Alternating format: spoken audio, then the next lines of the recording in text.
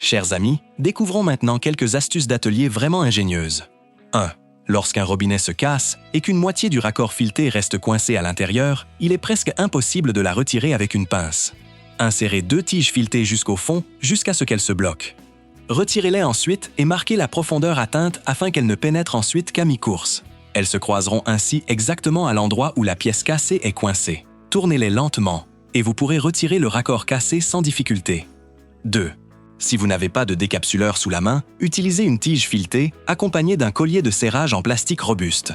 Grâce à cette méthode très simple, ouvrir une bouteille devient rapide et sans effort. 3.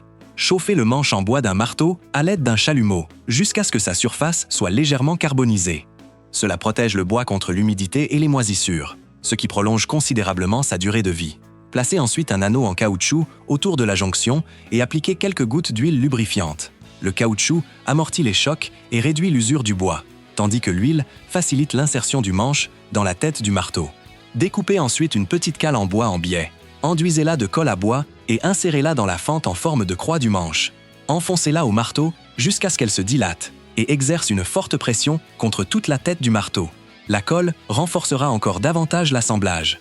Pour finir, coupez l'excédent de la cale et poncez la surface jusqu'à obtenir une finition parfaitement lisse.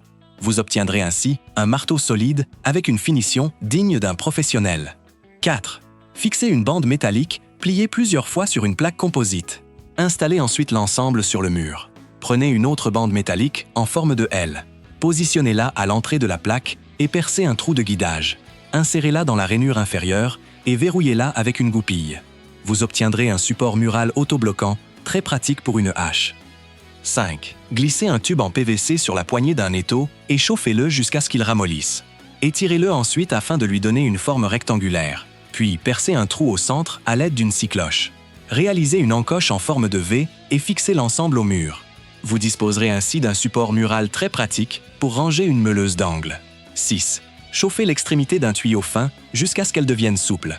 Aplatissez-la avec un étau et insérez une lame de scie afin de créer l'emplacement nécessaire. Découpez une ouverture incurvée à l'extrémité avec une meuleuse d'angle et taillez également le côté opposé. Alignez les trous avec la lame de scie et assemblez le tout avec des vis. Vous fabriquerez ainsi une scie pliante pratique, facile à transporter partout. 7. Pour fabriquer le manche, fixez 2 colliers métalliques à l'extrémité d'une perche. Serrez-les légèrement, puis insérez le sécateur jusqu'à ce qu'il soit solidement maintenu. Percez ensuite un trou près de la base, installez un piton à œil et faites passer une corde jusqu'à l'autre poignée. En tirant sur la corde, vous pourrez actionner le sécateur et tailler les branches en hauteur sans utiliser d'échelle.